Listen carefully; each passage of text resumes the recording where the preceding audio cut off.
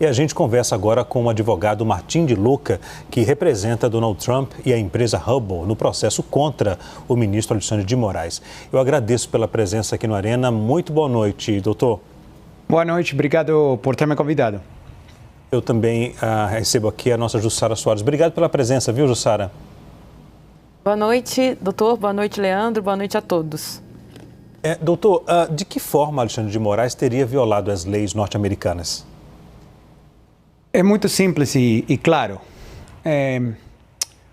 O ministro do Supremo tem 3 caminhos para assistência judicial nos Estados Unidos e para fazer cumprir uma ordem judicial brasileira nos Estados Unidos.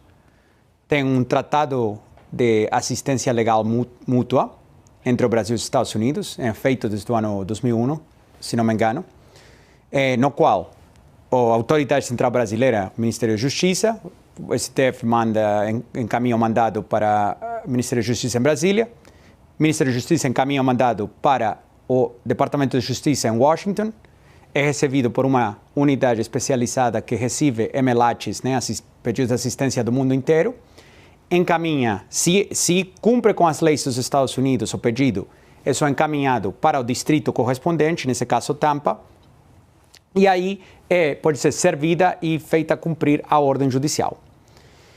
Esse é o principal caminho e o mais comum que é utilizado em todas as investigações criminais. Também tem a Convenção da Haia e também tem um sistema que é utilizado menos em investigações criminais, que é cartas rogatórias. Então você tem 3 caminhos juridicamente válidos com consentimento do governo dos Estados Unidos para fazer isso. O que acabou acontecendo aqui foi que o gabinete do ministro, primeiro, se aproximou aos ex-advogados brasileiros da Rumble no Brasil e, pelo que foi informado a nós, demandou que esses advogados sejam recontratados pela Rumble para o propósito de receber o mandado sigiloso. Eu não vejo isso como algo válido. A Rumble não tem presença nenhuma no Brasil. Não tem funcionários, não tem operações, não tem negócios, não tem contas bancárias, não tem nenhum papel no Brasil. E após essa jogada não ter sido exitosa, o gabinete do ministro simplesmente encaminhou um e-mail ao endereço de e-mail legal@rumble.com, que se encontra na Flórida. Infelizmente, isso não é uma forma válida de fazer cumprir uma ordem judicial brasileira nos Estados Unidos. Isso que dispara esses assuntos de soberania digital que estamos falando. Por quê? Porque a ordem, como foi descrita no complaint, na denúncia no Fórum Federal em Tampa, demanda que a Rumble aplique medidas de censura sobre uma pessoa que não tem sido identificada, mas que é residente dos Estados Unidos. Então, você está demandando que uma empresa americana, sem operações nem contatos com o Brasil, censure as contas de um residente dos Estados Unidos, por razões que não foram explicadas, mas você pode chegar às suas próprias conclusões. E também foi solicitado que a Rumble bloqueie o fluxo de fundos desde a Rumble e desde todos os contribuidores, quem faz propaganda, etc., com essas contas, para o usuário.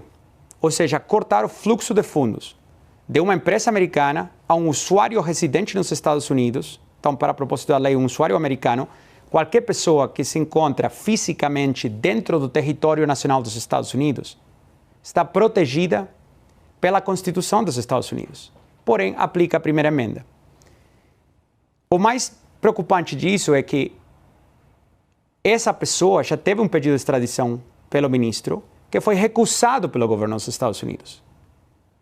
E após isso, fazer um e-mail, mandando um mandado por e-mail, com certas ameaças que vocês podem se imaginar, estão descritas na denúncia, mas se não é cumprido em 2 horas, você pagará uma multa de X, você será, vamos apagar o serviço no Brasil, de formas não especificadas. Então, uma série de ameaças. Se esses mandados tivessem sido feitos pelo Emelati, também é extremamente provável, quase certeza absoluta, que teriam sido recusados pelo governo dos Estados Unidos. Então, essa é a grande questão. E isso foi o que disparou a Trump Media e a Rumble acionar o processo para falar a censura para aqui, a censura para a nossa fronteira. Ok. A Edilene Lopes também participa da nossa entrevista. Vou começar com a Jussara agora. Jussara? Doutor, obrigada aqui pela presença, pela entrevista. Chama muita atenção que essa ação ela foi apresentada logo depois que a Procuradoria-Geral da República apresentou a denúncia contra o ex-presidente Jair Bolsonaro e outras 33 pessoas aqui no Brasil. Há uma relação entre esses dois fatos? Zora, sabe o que chama mais atenção para mim?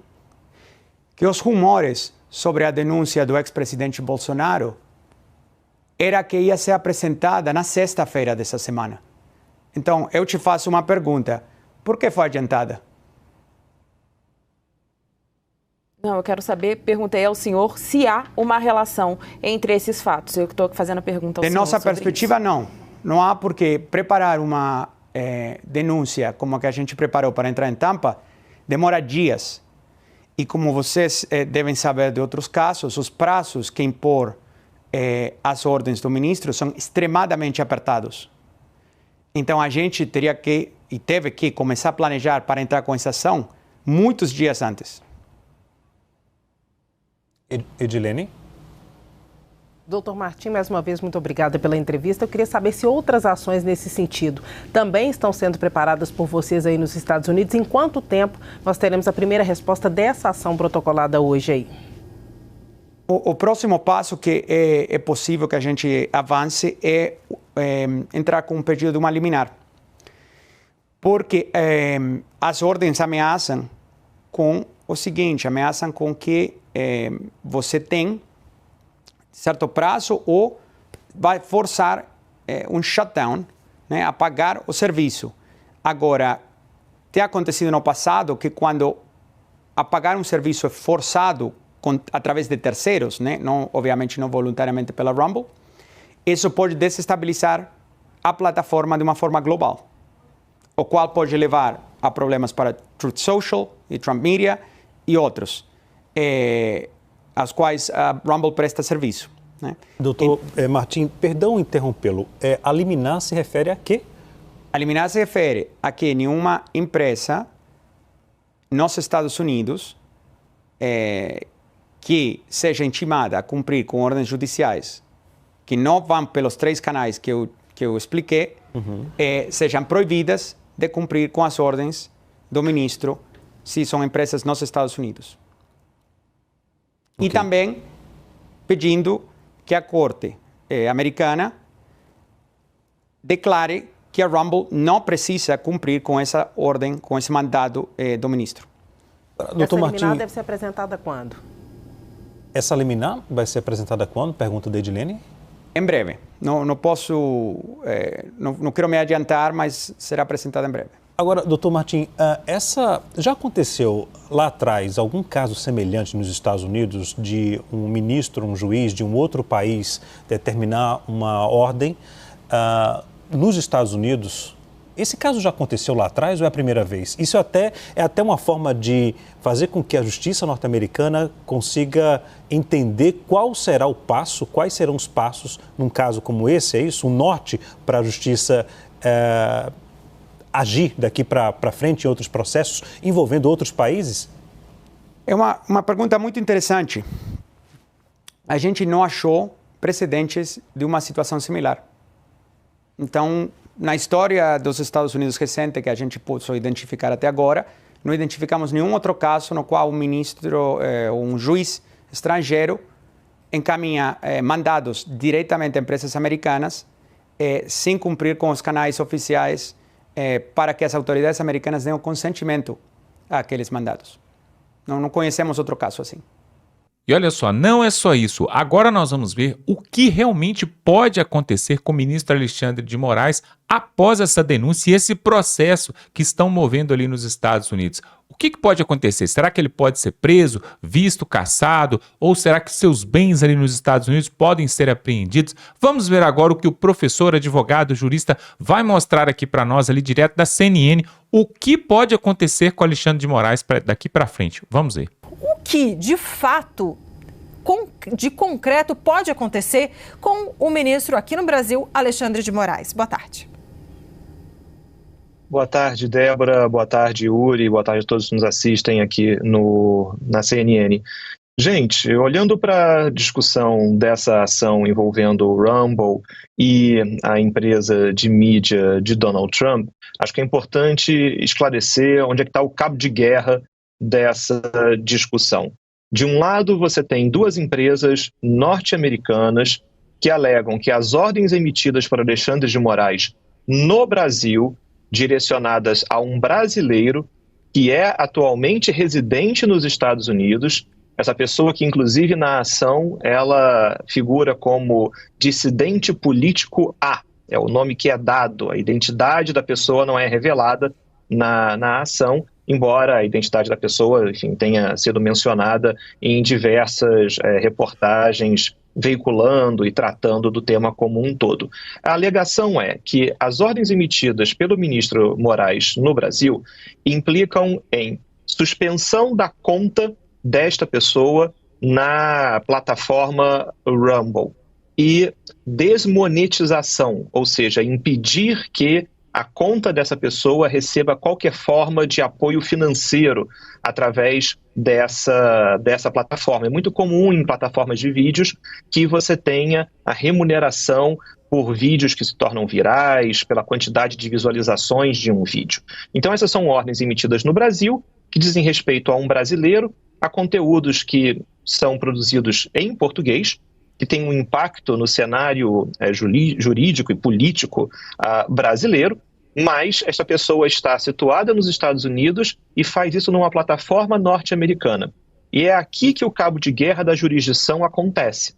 Porque, por um lado, os advogados da Rumble e do grupo de mídia Trump alegam que essa ordem judicial brasileira, ela produz efeitos nos Estados Unidos, porque a Rumble não possui representante legal no Brasil, então seria, de certa forma, algo que a gente chama de efeito extraterritorial de uma decisão. É uma decisão proferida num país, mas que acaba produzindo efeitos em outros. E aí existe muito questionamento sobre como isso pode acontecer e os caminhos legais para que isso aconteça. E acho que esse aí é o pomo da discórdia dessa ação. Professor, obrigado também, meu agradecimento também por estar conosco para esclarecer os pontos dessa questão toda.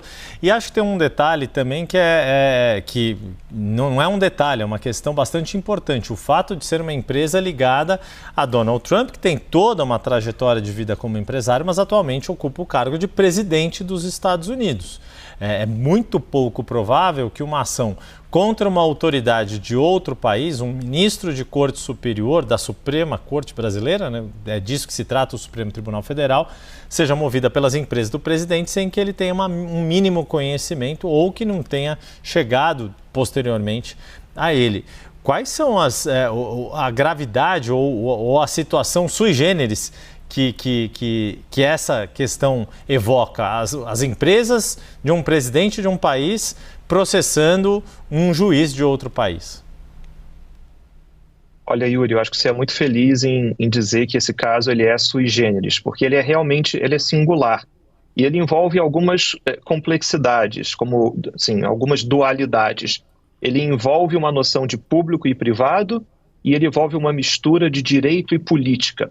A petição inicial apresentada contra o ministro Moraes, ela é repleta de conotações políticas. Ela cita em diversos momentos discursos do vice-presidente D.J. Vance sobre como os Estados Unidos será cada vez mais ativo contra outras jurisdições que procurarem censurar e punir empresas americanas. ele cita uma ordem executiva recentemente promulgada pelo Donald Trump, que permite o congelamento de bens e a proibição de emissão de vistos e de entrada nos Estados Unidos a autoridades como juízes do Tribunal Penal Internacional, e a petição procura fazer aqui um espelhamento, dizendo que para Moraes deveriam ser aplicadas as mesmas restrições que essa ordem executiva recém-publicada por Donald Trump. A Moraes também deveriam essas situações ali ocorrer. Então, a petição flerta com essa ideia de que, no final, o pedido é que as ordens do ministro Moraes não sejam cumpridas nos Estados Unidos. Mas ela também diz que a Corte adote as providências que entender necessárias, inclusive, quiçá, situações ligadas a punições que são parecidas com essa que juízes de Tribunal Penal Internacional enfrentam atualmente nos Estados Unidos. Mas tudo isso para dizer que quando você tem uma ação que envolve o nome do presidente, e acho que você coloca bem, Yuri, enfim, a fronteira entre o público e o privado, ela fica de certa maneira estremecida. Não é só a fronteira entre o direito e a política que é estremecida nessa ação. E esse ponto aqui é um ponto importante, porque se pergunta quem move essa ação e qual é o papel da empresa de Donald Trump dentro dessa ação. Porque ao ler a petição inicial, me parece, aqui vai uma nota muito pessoal, essa é uma ação que, se fosse movida pela plataforma de vídeos Rumble, ela faz sentido dentro do seu contexto, dentro ali da perspectiva que a empresa traz, em que essa é uma plataforma de vídeo que preza por uma liberdade de expressão em padrões que parecem mais amplos do que aqueles que são efetivamente aqui tutelados no Brasil. Mas a empresa de Trump, ela entra de uma maneira que me parece que na própria petição não é muito claro. A explicação que fica é: a empresa de Donald Trump explora a rede social Truth Social. E essa é uma rede social que Trump criou depois que ele foi banido de todas as principais redes sociais após a invasão do Capitólio. E essa rede social utilizaria os serviços de armazenamento na nuvem que são providos pela empresa Rumble e também, de certa maneira, os vídeos que você vê na rede social Truth Social de Donald Trump viriam da plataforma Rumble. Então essa seria a conexão entre as duas. Mas essa conexão, ela me parece que faz com que a empresa de Donald Trump apareça nesse processo quase como se fosse um super trunfo, quase como se fosse algo para aumentar o cacife da ação e passar uma comunicação de que a empresa serve como uma proxy, ou seja, ela fala por conta de, é como se o presidente falasse por conta da empresa. E eu acho que esse é o estranhamento que a ação gera, porque no final das contas é uma ação de duas empresas processando uma autoridade de um outro país, processando um ministro da Suprema Corte, nesse caso do Brasil. Muito interessante, professor, essa explicação que o senhor traz sobre qual, no fim das contas, acaba sendo o papel da empresa de Donald Trump nessa ação. Então, o senhor nos conta que o pedido, a petição, pede para que Alexandre de Moraes, as ordens dele não sejam cumpridas, sob esse aspecto, não sejam cumpridas nos Estados Unidos, e aí deixa em aberto aí um espelhamento com o Tribunal Penal Internacional de que algumas pessoas, e aí no caso dele, esse juiz, Alexandre de Moraes, poderia eventualmente também não poder mais entrar nos Estados Unidos. A minha pergunta prática é, de que maneira, então, agora, o que cabe a Alexandre de Moraes fazer neste momento em relação a essa petição? Olha, é muito provável que os advogados da parte autora procurem, eventualmente, uma decisão liminar, algo que, ainda que não seja uma decisão final do caso, já consiga ali proteger os interesses das empresas nesse primeiro momento. E, por outro lado, o ministro Alexandre de Moraes deve se defender nesse processo. E aí, de novo, por isso que essa peculiaridade dessa ação gera tanto estranhamento. É muito curioso, para dizer o mínimo, você ter uma autoridade de um país como o ministro Alexandre de Moraes se defendendo num processo nos Estados Unidos, movido por duas empresas. Então, acho que aqui a gente aguarda, de certa maneira, as cenas dos próximos capítulos. Mas eu acho, e é importante dizer isso aqui para a nossa audiência, que não se deve estranhar caso você tenha aqui uma decisão que seja favorável às empresas, pelo menos num primeiro momento, porque os Estados Unidos lidam com liberdade de expressão de uma maneira bastante própria e que é uma maneira distinta da qual isso acontece no Brasil. Determinados discursos que são restringidos no Brasil, eles são aceitos a partir da maneira pela qual se entende a proteção da liberdade de expressão nos Estados Unidos, protegida pela primeira emenda da Constituição americana, e as duas empresas falam muito sobre infrações à Constituição americana, à primeira emenda nos Estados Unidos e até a maneira pela qual os provedores, como plataformas de vídeo, são tratadas nos Estados Unidos. Existe uma seção de uma lei chamada Seção 230 da Lei da Decência das Comunicações, é uma lei dos anos 90 nos Estados Unidos, que diz que plataformas online não podem ser responsabilizadas por aquilo que os seus usuários postam nos seus ambientes online. Então, essa legislação americana também aparece nos autos para a Rumble, por exemplo, dizer que ela não poderia ser responsabilizada, suspensa, bloqueada por conta de que um usuário seu faz na plataforma. Então a gente tem aqui um verdadeiro choque de culturas jurídicas. De um lado, numa ação norte-americana, um debate sobre liberdade de expressão ampliada, com um regime de imunidade às plataformas online que também não existe no Brasil. O artigo 19 do Marco Civil da Internet aqui adota uma solução que, de certa maneira, é diferente dessa adotada nos Estados Unidos, com muitas exceções que não existem lá. E, por fim, acho que aqui vale a pena dizer, e também um certo estranhamento sobre como esses canais diplomáticos de acesso a informações ocorrem aqui e ali. E aí, com isso, só para concluir, um exemplo.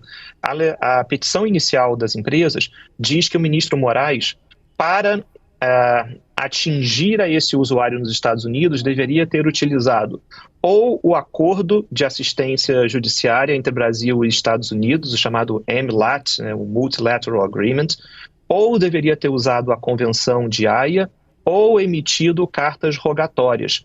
Sim, é verdade, esses três instrumentos poderiam ser utilizados pelo Supremo Tribunal Federal. Mas vale dizer que o próprio Supremo Tribunal Federal julgou uma ação recentemente no qual, interpretando o Marco Civil da Internet, se entendeu que o judiciário brasileiro pode requisitar dados diretamente a empresas localizadas no exterior, e em especial olhando para empresas de tecnologia. Então eu acho que existem aqui alguns tilts entre o que diz a legislação americana, a maneira como esse assunto é tratado nos Estados Unidos e a maneira pela qual diversos assuntos de liberdade de expressão, a responsabilidade de plataformas, a maneira de se requisitar dados a empresas estrangeiras, em que o Brasil oferece uma outra solução. Por isso que, no final das contas, nós temos aqui esse cabo de guerra entre duas jurisdições, que dão soluções muito distintas a esse problema que a ação comunica.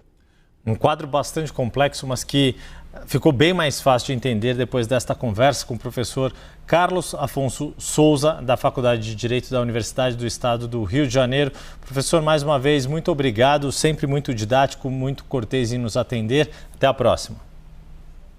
Obrigado, Yuri. Obrigado, Débora. Até a próxima. Pois é, pessoal, a sensação que fica, pelo menos para nós, povo brasileiro, é de que existe uma grande impunidade nesse país quando a gente vê alguns políticos, autoridades, chefes de governo e outros mais que cometeram crimes e estão por aí, alguns até governando o nosso país.